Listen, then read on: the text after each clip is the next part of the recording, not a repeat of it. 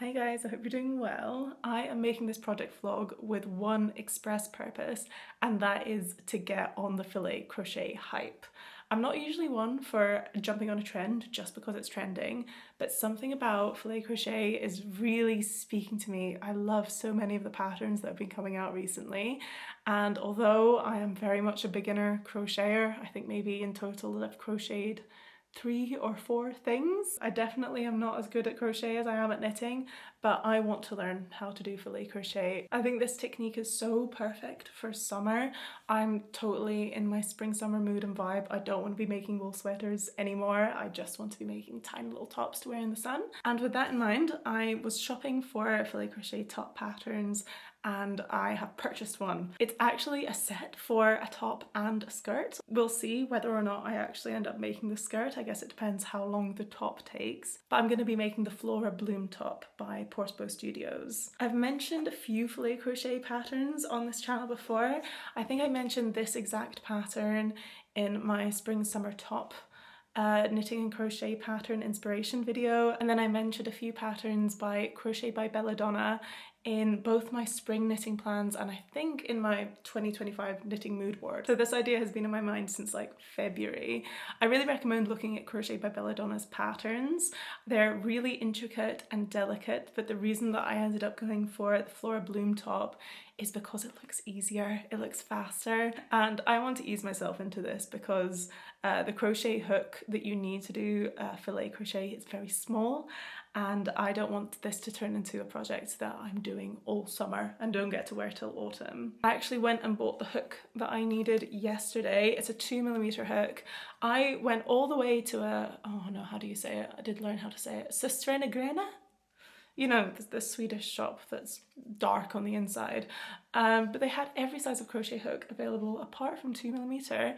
And then I went across the street to like a drugstore and they had it. So this is my little pink crochet hook from Rossmann. This pattern recommends fingering weight yarn and the sizes available, but this isn't public information for the pattern, so I'll tell you this now because it's not available on the Etsy page. The sizes are based on your chest measurement from sort of armpit to armpit because it's a backless top. So you're just going to be basically making a square here and everything else is just like straps and ties. The smallest size available is 30cm from pit to pit, and then the largest size is 48cm. I haven't actually measured myself, so I'm not sure which size I'll be making yet, but I'll update you as I go. I also haven't done a gauge swatch yet. You're really seeing me right at the start of this process. The sizes for the skirt are based on the measurement for the widest part of your hips. All the way around the hips. So the smallest size is 94cm and the largest size is 142cm. Again, I've got no idea which size I'm going to be making. So the top pattern will tie with a beautiful strappy back detail and the skirt is held in place with a drawstring. I might actually modify the skirt if I do make it, maybe to be shorter, or maybe if it is a maxi to have a slit in the back, because I find maxi skirts without a slit very hard to walk in. Now let's talk about the yarn I'm going to be using for this project. It's gifted from Hobbii, and Hobbii are actually sponsoring this video. So I have this wonderful massive parcel from Hobbii all full of yarn, and they've gifted me enough yarn for 5 summer projects. So I'm going to give you a little bit of a yarn haul and talk through all the projects that I'm going to be making with each of the yarns. This first yarn is the one that I'm going to be using for this filet crochet project. It's Hobbii Seashell in the colour 1. This is a fingering weight yarn and it's 40% cotton, 35% viscose and 25% linen. This is a really nice blend. I've worked with this blend of yarn before in like DK weights for summer tops and I found it to be so good because not only is it really breathable, but it's very structured. Like it doesn't stretch at all with blocking or washing. I've machine washed this blend of yarn before with no problems, and this one feels very nice and soft. So I have a bunch of balls of this, enough to make the maxi skirt if I so choose. I think it's 7 balls in total. Maybe there's more in this massive bag. And it's got a really nice sheen to it that I hope will show with the filet crochet. They've also included a really cute tote bag.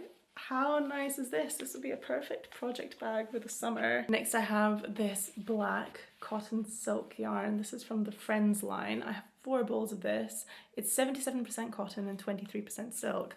I was really intrigued by the composition of this because I don't often see a cotton and silk blend, but it sounds the perfect material for a summer top. This is a DK weight, and with this I plan to crochet a top from a YouTube tutorial by Lucille Pearl. It's inspired by a designer top with like this beautiful flower cutout on the chest. She makes it seem so easy in the tutorial. I don't know whether I'll find it as easy, but also because this is DK weight and I think the majority of the top is made using double crochet, I imagine that'll be quite a nice quick project. I do have one plan to knit a sweater for the summer, but I have chosen plant-based fibers for the sweater. So these are all like cotton and linen and silks. I'm going to be knitting the Petite Knit Olga sweater. It's a really cute sweater pattern with thin stripes. And I got really inspired by this Instagram reel I saw. I'll insert a screenshot of it if I can find it. But they were basically suggesting yarn color combinations. And I saw this one of peach, a navy and a grey. And I just thought that's going to go so well for this Olga sweater. So for the grey, I have more of the Friends cotton silk. This is a DK weight pattern, so all of these are DK weight also. For the navy, I have some Hobbii Rainbow 100% cotton. And then for the peach, I was kind of struggling to find the perfect shade because I didn't want to go too bright orange. I wanted it to still be quite muted. But then I found this Hobbii Rococo linen. This is a similar blend to the seashell. It's 36% viscose, 34% cotton, and 30% linen. But it looks very different. It's got all the fibers mixed together and some of them have sheen, some of them are matte. It looks almost variegated, but it's so subtle. I think this is going to look beautiful and I really love this shade of orange. I wasn't sure about the weight of this. I think it is a bit thick and thin in parts, so I did get enough to hold it double if when it comes to the gauge swatch I need to. This is what the 3 colours look like together. I really like this. I think this is going to make such a cool striped sweater. Oh, also for the colours, this is colour number 117, this is colour number 3, and this is colour number 30. So 2 more projects left, one of which is probably going to be my most ambitious undertaking. I think I mentioned this in my spring knitting plans, but I want to freehand zip up 2x2 rib sweater with some cool colour work on it, inspired by an Urban Outfitters sweater that I saw. Because I want it to be machine washable and because I want it to be able to be worn in summer, I've gone for cottons. And for my colour choices, I'm going to stay quite loyal to the Urban Outfitters sweater that I was inspired by and go for different shades of grey. So for the dark grey, which is going to be the base of this sweater, I've got some Hobbii Rainbow 86, this is colour number 10. Then for the colour work, I've got this lighter shade of grey. This is also Hobbii Rainbow 86 in colour number 15.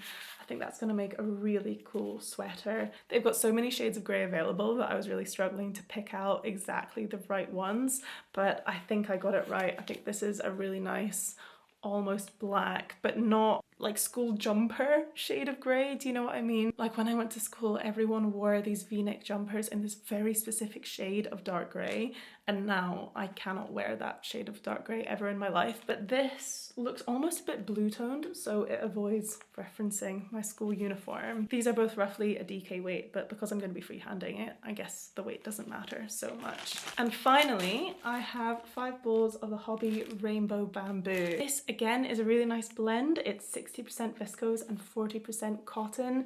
I think this is a fingering weight yarn. It's a really nice shade of red. I'm very picky with my red tones and I think this one will suit me very well. It's colour number 23 and I'm going to be making the silhouette top by Lick and Knit, which has also been on my to knit list since the start of the year. So this is all very exciting to me. Thank you so much to Hobbii for sending me yarn for the summer project of my dreams. I am so tempted to just cast all of these on immediately, but I will do my best to try and stick to one at a time so I don't get overwhelmed. And I think with that, I'm gonna start making the gauge swatch for this top.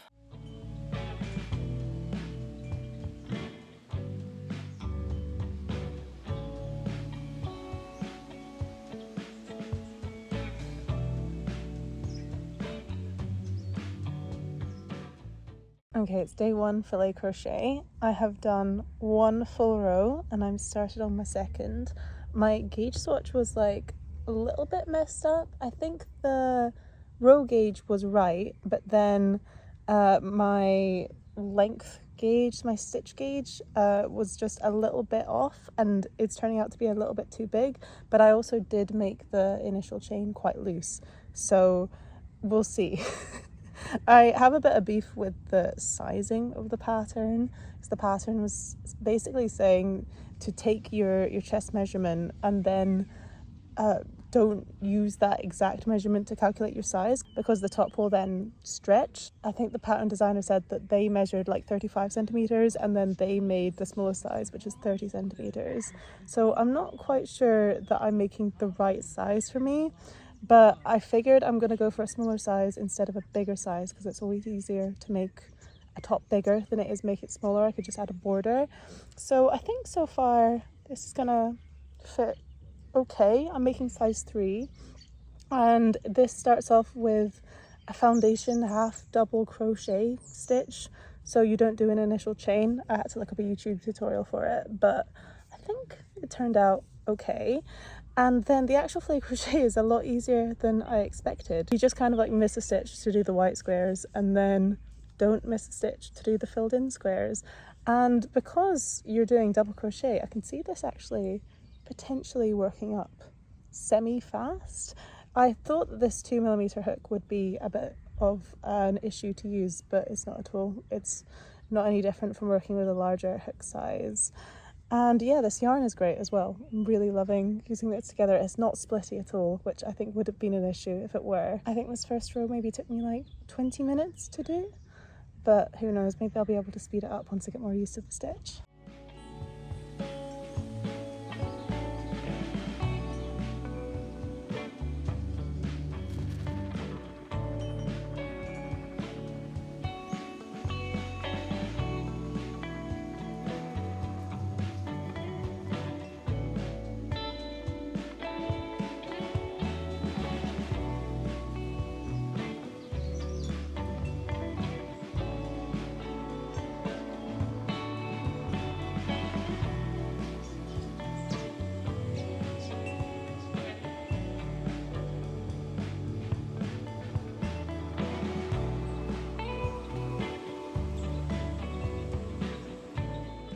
I am now about a third of the way through the chart pattern for the top, and hopefully you can see, I guess it's better against a darker background, but it's starting to take shape. I've definitely made an awful lot of mistakes as I've gone. I think I've kind of gotten into the rhythm of it now, but especially at the start, the first few rows, there's definitely a lot of squares that are a bit too small where I forgot to do like one chain. I've also somehow made the top bigger, like I've increased.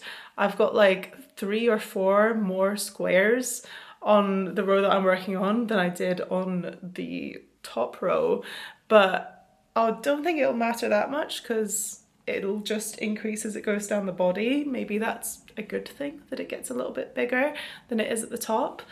At least I'm telling myself that. There's definitely a bit of a learning curve with reading the chart, because I'm used to knitting charts for like colour work, and each block in the chart is one stitch and you just switch colours or whatever, but here one block in the chart actually represents 2 stitches. So each square here is one block in the chart, and you either have like a not filled in white square or a filled in black square. So it is kind of fiddly and definitely something that I need to like focus on while I work. I've not been counting from the end of the chart because my number of boxes is wrong now. I'm now having to read the chart based on where the black boxes are, instead of like counting from the end of the row, because the end of the row is incorrect now. So I'm hoping I'm reading it right. I think so. I actually, putting it on camera, it's the first time I can actually see any sort of pattern emerging. I think it's much easier to see it from quite far away. I think also because it's white, it's a lot more subtle, but I'm trusting the process, and hopefully by the time it's done it will be obvious that it's a flower. I'm still on my first bowl of yarn, still got plenty of it left. I'm probably only going to use like 1 or 2 balls of yarn to do this entire top. I'm actually so excited to wear this soon as well, because it's been a beautiful week. Like, it's been 25, 26 degrees. I've been at the lake, I've been sunbathing in the park, crocheting in the park, and it was May 1st the other day, which is Labor Day in Germany. And in parts of Berlin, it just turns into like this massive street party day festival. People just bring DJ equipment and set up in a park or on the side of the road, and it was a really cool thing to experience. It was a big day and it was so hot. It was like 28 degrees. So I kind of wish that I had this finished to wear for that, but I'm sure I'll have plenty of more opportunities to wear it.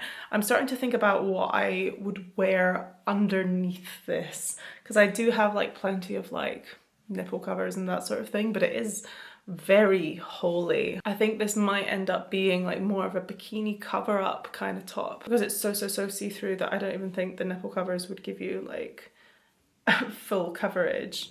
But that's another reason why I'm holding off on making the skirt, because I'm quite comfortable wearing a top with like a visible bikini underneath it, or like a bralette or something. But on my bottom half, like, I think the skirt could only serve as a bikini cover up, or I would have to get a slip or a lining. So I think I won't be making the matching skirt for this, but I'm going on a beach holiday in a few weeks, so I think this would be a perfect top to bring with me. I've also been going thrifting a lot in the past few weeks, and I want to share with you what I bought because I'm so excited about it. And this is also like the only clothing or accessory purchase that I've made since I moved to Berlin. I haven't bought anything else in the past 6 weeks, and I'm so happy with what I bought. So I got this in Humana, which is like a thrift shop chain in Berlin, or in all of Europe I think, and this is my perfect handbag. This is a basically new handbag. It's from Calvin Klein.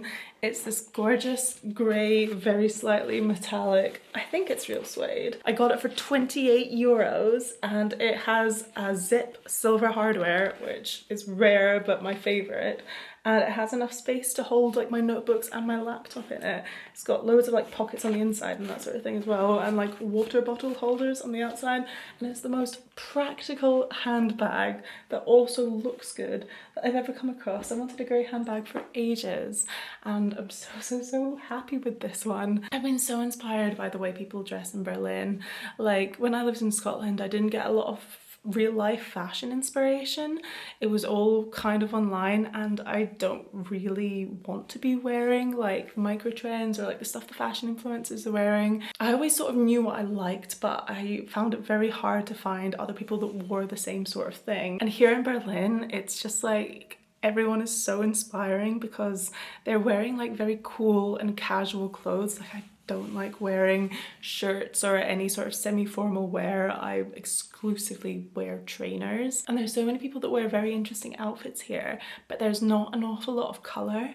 People are expressing themselves through like layering and texture, but keeping like the colour palette very minimal and neutral. There's a lot of like shades of black and grey, which I found very affirming, because I have sort of struggled with the idea of like not wearing enough colour, feeling like my outfits are boring without colour, but never really feeling fully myself when I wore a lot of colour. And also, no one here is wearing like trendy stuff that you see fashion influencers wearing, or the stuff you see in the shops. Everyone's like thrifting, everyone's got their own unique personal taste and is very true to it. I'm getting a lot of inspiration that I can take on while sticking to the colour palette that I like and the silhouettes that I like. It also is great like not having to dress for an office whenever I go out. I find it very freeing that I can wear like crop tops when I go to university and that sort of thing. I think that's really expanded my ability to style myself when I leave the house, because like this top, I could wear this to university no problem, but I couldn't have worn this when I worked in an office. Oh, actually, I told a complete lie about that handbag, because I bought this top in a flea market as well. It's originally from Weekday, but I got it from 5 euros at the flea market. So yeah, these two items are the only things that I've bought since getting here. They also like go together as well, don't they? I'm so excited to see how my style is going to develop the longer I live in Berlin. It is such a cool city.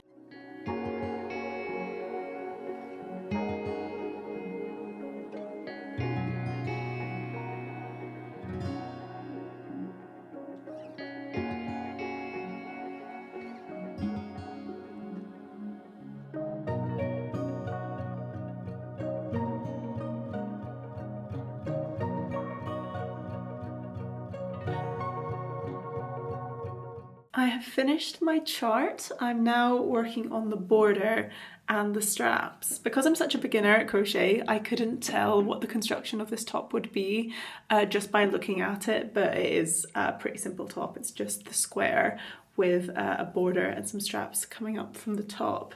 I'm sure that if you're more advanced at crochet and maybe already know how to do filet crochet, you don't need a pattern at all. You could just find a chart or make a chart yourself to make a top like this. But if you aren't an expert, I do recommend buying this pattern or another similar one, because I think the description of how to do filet crochet was really useful to me, at least. The border is done in half double crochet. It's my first time doing half double crochet, and I am just about to start on doing my first strap. So I'm going to make it like really long and then do some slip stitching over the top, make the second strap, finish the border down this edge, and then I will be done. I definitely got better at the filet crochet towards the end. I actually figured out how to make the squares sit more directly on top of each other. At the start they're sort of more of on a diagonal almost. I figured out that I just needed to skip 2 stitches but during the very first square instead of 1 stitch, and then they line up on top of each other much better. Although I will say that you can barely notice, you can't notice at all any of the mistakes that I've made, which I'm very glad of because there are a few. In fact, I think I mentioned that I somehow managed to increase a few squares into the middle. Somehow I then decreased a few squares, so by the last few rows I have exactly the right number of squares that the pattern suggests. I have no idea how that happened, but you can't tell, so I'm not fussed. I think I did choose the right size, luckily. This is what it's looking like, and I think when it's got the straps, it's going to stretch a bit, so get a bit shorter. So I'm very glad that I went with the size 3. The majority of this project has been done on the train or in between lectures or in the half an hour before bed, because I'm just always out somehow. I don't even mean to be. Like yesterday, all I had to do were 2 lectures and then I saw a friend for 2 hours, and somehow I still didn't get home until 10 p.m. I think just because in Berlin everything's so far away from each other. And this isn't really the best project to be doing on the go because there's nothing that you can memorize about the chart. Everything is unique. You have to constantly be referencing the chart, and if you're like out and about and you have to use your phone, it's not the best. I was a lot more efficient in my work when I had my laptop in front of me and I could like place the cursor onto the squares that I had just done and track my progress that way. It's not a mindless project at all, and I was kind of burnt out from uni for a few days, and I sat down to do this and I just accidentally did an entire row of double crochet. I just forgot that I needed to follow a chart and reference the chart all the time. So I am quite glad that it's done. I think at this point in time in my life, now that I've got so much studying to do, I am going to be preferring more mindless patterns over delicate work like this, but I'm really glad I tried it. I'm glad that you can actually see what the pattern is, because when I look at it I can't see the flowers at all, but it seems to show up a lot better on camera, maybe just because it's a bit further away or has a darker background behind it. I do have a rare afternoon at home today, so I plan on finishing this off and getting it blocked and laid out to dry. I'm excited to see the difference that blocking will make. I honestly don't think it will make that much difference. I think this it doesn't really change shape at all, but I think it might make the stitches lie a bit flatter. This is my second ball of yarn. I'm definitely not going to finish this, so it's quite an economical project. And I'm also going to do a little bit of like beauty self-care things today, because I haven't at all since I moved to Berlin. I've completely neglected all my beauty routines that I used to do at home, and I'm sure you can tell that by the state of my nails. They look so bad. This is gel from when I was in Scotland. It's like 6 weeks old and it really needs to go. I kept it on for ages because I brought some gel nail polishes here with the idea that I might buy another UV lamp here because my one's was really big and I didn't want to bring it all the way from home, but I just haven't bought another UV lamp, and I think it's time that I just file this gel off and call it a day. I'm also gonna dye my eyebrows. That's another thing that I haven't done since I was in Scotland. It's been like 6 weeks and I normally like to do it every 2 to 3 weeks. I always dye my eyebrows at home, and I used to use the Eyeliner dye brow kit. But recently I got sent this eyebrow kit from the brand Sassy Saints, and it's just so much better than the Eyeliner kit I've been using for years, because the Eyeliner kit, it's good, but it only comes in one shade of brown, and it's a shade of brown that is actually too dark for me. But this kit, oh, it's so nice as well, but it comes with 2 shades of brown. It comes with a dark brown and a light brown, so you can mix your own perfect shade, and my perfect shade is like 1 pump of each to make a medium brown. It's so easy to do, and the tint stays for like 3 weeks. Actually, what I'll do is I'll dye one eyebrow first, and then I can show you like live before and after, because I think it makes such a difference to my face. I'm sure also if you're like a proper blonde and not just like a light brunette like me, a kit like this would be such a game changer. I think they did give me a discount code as well, so if this is something you're in the market for, I'll leave it in the description. So that is my agenda for this afternoon. I'm gonna have a cup of tea. My friend came over from Scotland. Look what she brought me. Only the best. I'm very grateful for that. And yeah, let's finish this top.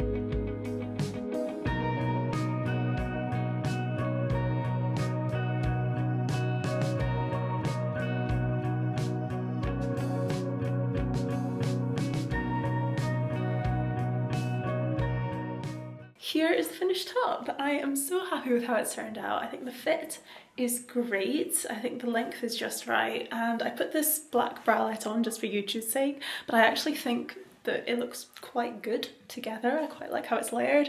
And the bralette has a cool back, which also I think looks cool with the way that it's tied up. I made the straps the same length as the pattern designer said that they made theirs, and I do have enough strap to cross over and thread through the holes one more time, but I find that it's actually more flattering when the bottom isn't cinched in. Like if it's cinched in, it looks very figure hugging, I guess. But when the sides have room to breathe, I think it's more chill. I also love that you can see like my tattoos peeking through as well. One thing I will say is that the pattern recommends to tie up the straps like this around the arms, but honestly like they keep falling off in the 5 minutes that I've had it on. So I think next time I put this on, I'm definitely gonna cross the straps around the back so it feels more secure. You totally can't see how dodgy the squares are on the side, and also that the border is a little bit janky. It just sort of gets pulled around anyway, so it's unnoticeable. And I think even on my pretty pale skin against the white, you can kind of see the motif on the front.